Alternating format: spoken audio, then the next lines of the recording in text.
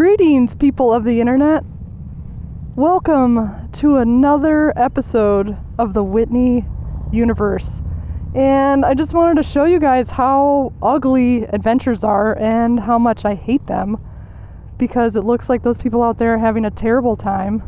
And that water looks disgusting and gross, and I wouldn't want to swim in it, especially if, you've been riding a adventure motorcycle all day. Alrighty, everybody. So the pandemic happened, and then all of a sudden Harley Davidson is flying you out to test out a new adventure bike in South Dakota, which is essentially one of the most beautiful parts of America. Look at this! I gotta look at the road. I don't want to look at the road. All of a sudden, adventure biking just makes so much sense. At first it's just, easy to dunk on, and I don't know, because they're nerds. But then you get out there and you get on a bike that can do it all, and you go to places that would be a completely different sensory experience if you were in a car. And yesterday we climbed mountains and went off-roading, climbed a bunch of rocks. I dropped the Pan Am like a boss and broke off the brake lever, and now I have it in my pocket and I'm gonna turn it into an earring. And it was so cool though, because this bike has a lot of tech in it that just makes off-roading easy, and it makes climbing up a giant mountain to see Montana, Wyoming, and South Dakota easy and confidence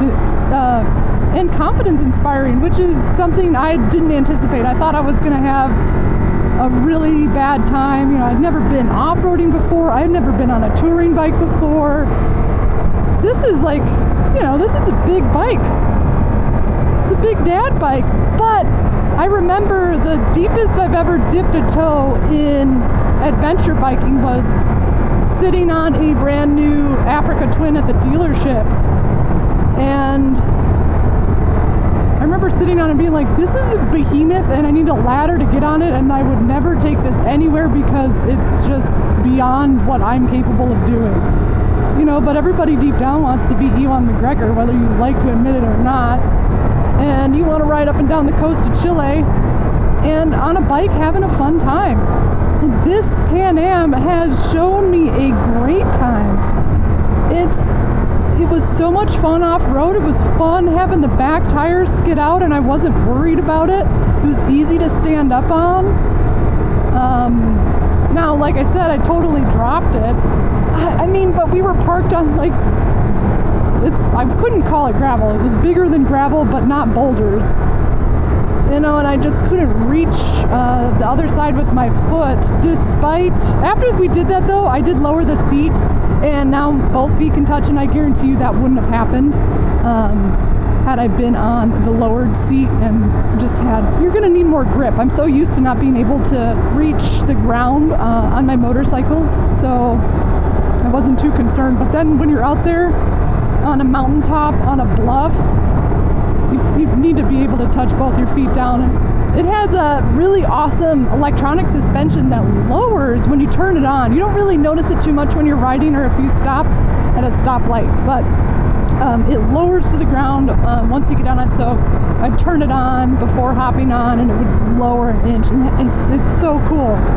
It definitely feels like a futuristic bike. And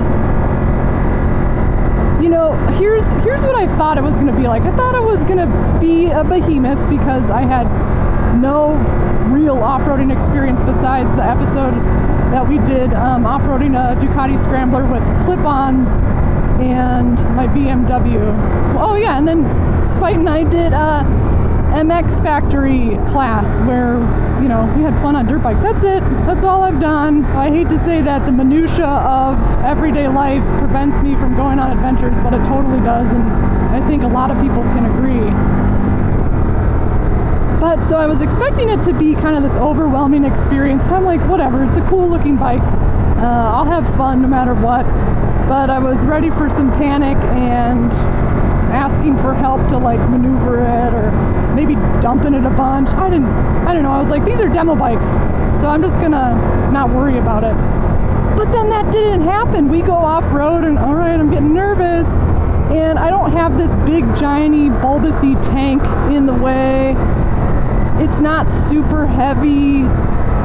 It's really agile. It's fun on the highway. I never slipped out. I never thought it was gonna fall. I thought it was so sick. And I think that's what really makes the Pan Am, like I said in one of our, where we introduced the Pan Am in that video, I was like, this is a great ADV beginner bike. You know, it doesn't have, it's not super tall. It has 4 different seat options between the stock seat and the reach seat. It's got an easy to read dash. I was kind of overwhelmed by the buttons at first, but you know, I was like, oh God, ADV bike buttons, what do they all do? And then you just look at them a little bit closer, and while you're riding, you dink around, and you're like, oh, this is easy. So I jumped the hurdle of anxiety thinking that I wasn't going to be able to manage it, and I just had fun. We went on adventures. We cruised around all day, and my back doesn't hurt, nothing hurts, everything feels great. And then you start contemplating your life, right? Because this is the Whitney universe, and we got to talk about ethereal stuff that happens in our neural networks. And I immediately started thinking of like, why don't I do this all the time? Why doesn't anybody do this all the time? You know, how do ADV people, you know, get the rap of like, oh, let's go to Starbucks? And it's like, well, you got to have enough effort, right, to get a trip planned, and then you got to get the bike, and then you got to have money, and then you got to have time. And I think we build these, you know, this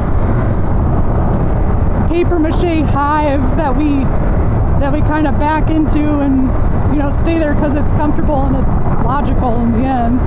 And then you come out and you do this and you're like, I have to get over those hurdles, right? I now understand why people have an ADV bike, but they never take it out because life is hard and you have to work 40 hours a week and your family needs you or they don't need you and you're too depressed to leave. But this is inspiring. Just dip a toe, get on one, borrow one, rent one, get another job and buy one. There I go again, just telling you to buy more motorcycles. And it will revitalize a part of you that you thought died, as my voice cracks, death. I think it's a lot easier to manipulate the fabric of your daily life and kind of get it back to where you can get on the road and have fun. It's possible, and I almost think it's downright necessary. So to wrap things up, it's not as daunting as you think it is. You got to find some buddies to go with or a group. Convince a friend, be like, hey, do you want to go on an adventure? I hope your friends say yes.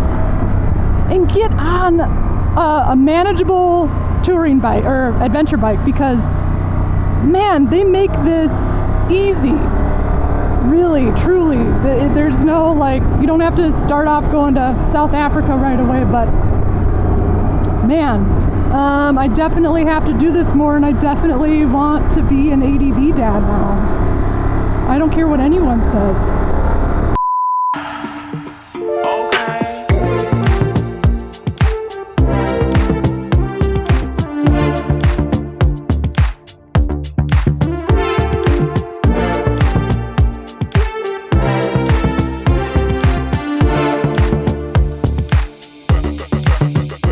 Keep watching Yami News.